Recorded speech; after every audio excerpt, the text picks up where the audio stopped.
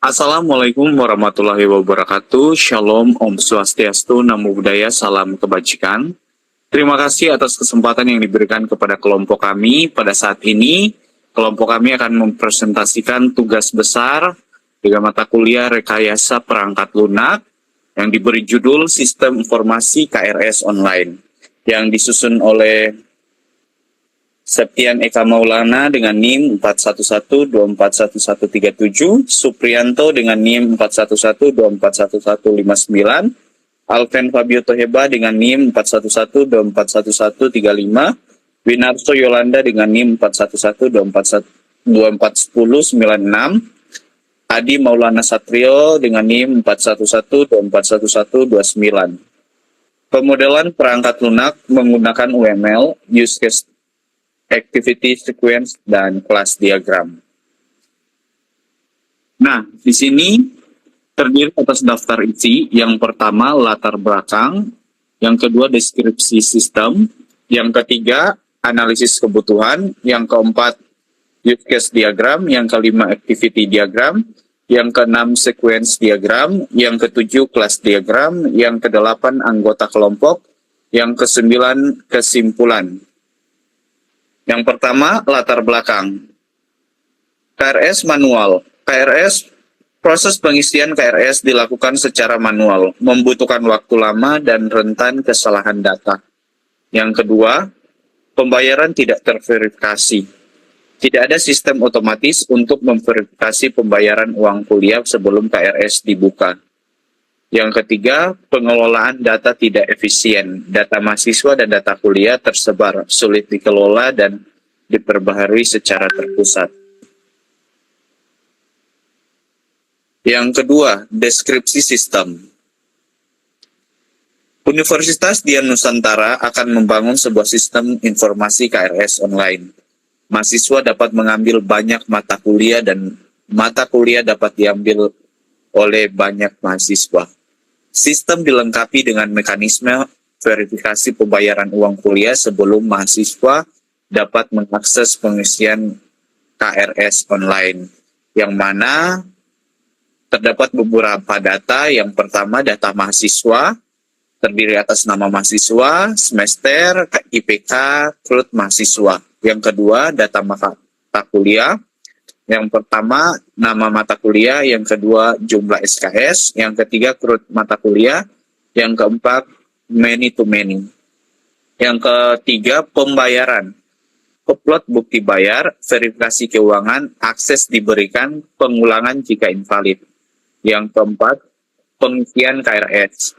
Pilih mata kuliah, validasi SKS, konfirmasi KRS, dan selanjutnya saya serahkan kepada teman saya. Oke, saya lanjutkan analisis kebutuhan fungsional. Ada 3 analisis kebutuhan fungsional. Yang pertama ada mahasiswa. Untuk alurnya, yang pertama login ke sistem, upload bukti pembayaran, mengisi KRS online, memilih mata kuliah, dan yang terakhir melihat KRS yang telah diisi. Yang kedua ada bagian keuangan. Yang pertama ada login ke sistem, memeriksa bukti pembayaran, validasi atau tolak pembayaran, memberikan akses KRS, dan yang terakhir mengelola data pembayaran. Dan yang terakhir ada admin. Yang pertama mengelola data mahasiswa, mengelola data mata kuliah, mengelola pengguna, melihat laporan KRS, dan yang terakhir backup atau restored data. Yang keempat, analisis kebutuhan non-fungsional. Ada 6 analisis kebutuhan non-fungsional. Yang pertama, keamanan. Autentikasi pengguna, enkripsi data sensitif, dan yang terakhir kontrol akses berbasis peran.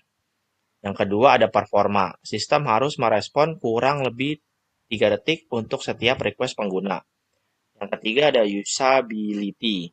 Antarmuka, intuitif, dan mudah digunakan oleh mahasiswa maupun staf. Yang keempat, ketersediaan. Sistem tersedia 99,5% waktu, terutama saat periode pengisian KRS. Yang kelima, skalabilitas, mampu menangani ribuan pengguna bersamaan saat peak enrollment. Dan yang terakhir, integritas data. Data KRS tersimpan dengan benar, aman dari kehilangan atau korupsi. Dan ada yang kelima, yaitu use case diagram. Di sini ada gambar use case diagram tentang mahasiswa dan bagian keuangan. Untuk alurnya, yang pertama ada mahasiswa. Login ke sistem, upload bukti pembayaran, isi KRS online, dan pilih mata kuliah. Untuk alur use case diagram bagian keuangan, ada verifikasi pembayaran, kelola data mahasiswa, kelola mata kuliah, dan lihat laporan KRS. Selanjutnya akan dilanjutkan oleh teman saya. Terima kasih. Terima kasih. Selanjutnya yang keenam, use case, deskripsi, skenario. Di sini ada terdapat 4 pokok utama, yaitu use case ID, name use case, aktor, dan deskripsi singkat. Use case yang pertama, login sistem, aktornya semua aktor. Pengguna masuk ke sistem menggunakan kredensial. Use case 2, upload bukti bayar, aktornya mahasiswa. Mahasiswa mengunggah bukti pembayaran uang kuliah.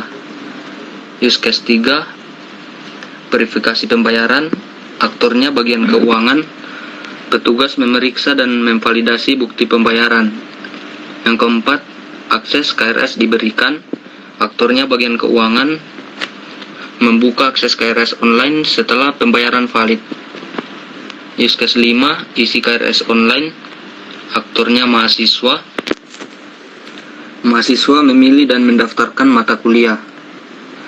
Use case 6, kelola data mahasiswa, aktornya admin. Admin menambah, mengubah, menghapus data mahasiswa. Use case 7, kelola mata kuliah, aktornya admin. Admin mengelola daftar mata kuliah yang tersedia. Lanjut. Yang ketujuh, activity diagram, alur pengisian KRS. Yang pertama, mahasiswa login ke sistem, upload bukti pembayaran, isi KRS online, dan pilih mata kuliah. Yang kedua, bagian keuangan, periksa bukti bayar, validasi atau tolak. Dan yang ketiga, beri akses KRS. Selanjutnya, sistem, tampilkan form login, simpan bukti bayar, notifikasi ke keuangan, buka akses KRS, dan simpan data ke KRS. Terus yang ke-8, sequence diagram, verifikasi pembayaran dan KRS. Yang pertama, mahasiswa upload bukti pembayaran. Kedua, kirim notifikasi bukti. Yang ketiga, simpan bukti pembayaran. Yang keempat, confirm save. Yang kelima, validasi bukti atau status valid. Terus yang keenam, mahasiswa akses KRS dibuka. Yang ketujuh, pilih mata kuliah atau list mata kuliah. Yang kedelapan, simpan KRS atau mahasiswa ID mata kuliah. Yang ke-9, return konfirmasi. Dan yang ke-10, tampilkan KRS atau sukses. Selanjutnya akan dilanjutkan oleh teman saya. Silakan.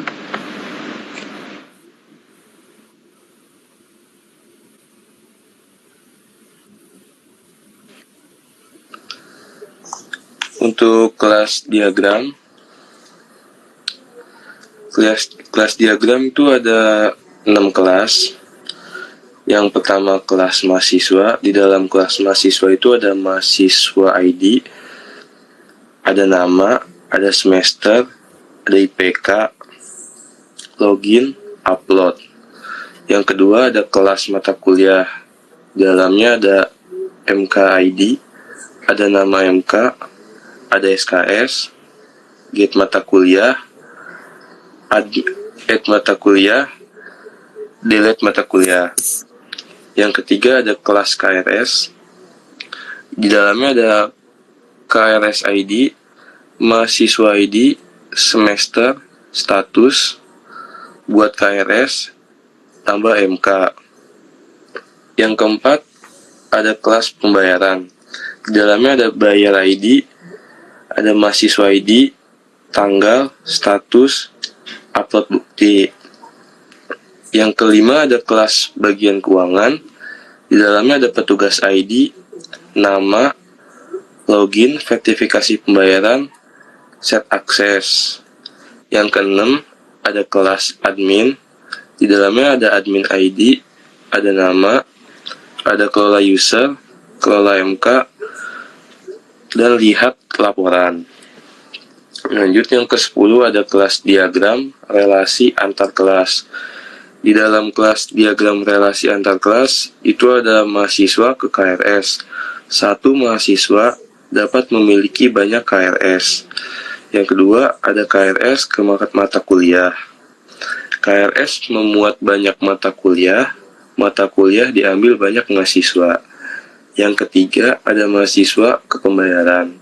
Mahasiswa melakukan pembayaran sebelum KRS bisa dibuka. Dan terus ada bagian keuangan ke pembayaran. Petugas keuangan memeriksa dan memvalidasi pembayaran.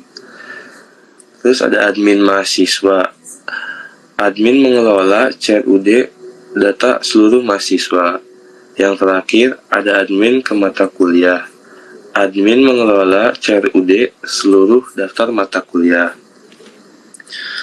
Lanjut ada tools dan metodologi pengembangan. Untuk tools yang digunakan itu ada Stari UML, Draw.io, itu untuk membuat diagram UML. Terus ada Lucid Chart untuk kolaborasi diagram online. Ada PowerPoint atau Canva untuk media presentasi. Ada YouTube untuk publikasi video presentasi. Ada GitHub untuk manajemen dokumen tim. Dan untuk metodologinya itu yang pertama ada analisis masalah untuk memahami studi kasus KRS online. Yang kedua ada identifikasi aktor untuk mahasiswa bagian keuangan admin. Yang ketiga ada pemodelan UML untuk use case, activity, sequence, class. Yang keempat review dan validasi untuk cross check antar diagram. Yang kelima presentasi video YouTube 15-20 menit. Untuk selanjutnya akan dibacakan oleh teman saya. Selanjutnya yaitu kesimpulan. Solusi KRS online terintegrasi. Sistem KRS online menggantikan proses manual yang lambat dan tidak efisien. Mekanisme verifikasi pembayaran memastikan hanya mahasiswa lunas yang dapat mengisi KRS. Pemodelan UML memberikan cetak biru yang jelas untuk implementasi sistem. Diagram use case, activity, squares, dan kelas saling melengkapi untuk gambaran komprehensif. Demikian presentasi tugas besar rekayasa perangkat lunak yang dapat kami sampaikan. Cukup sekian dan terima kasih. Selanjutnya kami serahkan ke teman saya.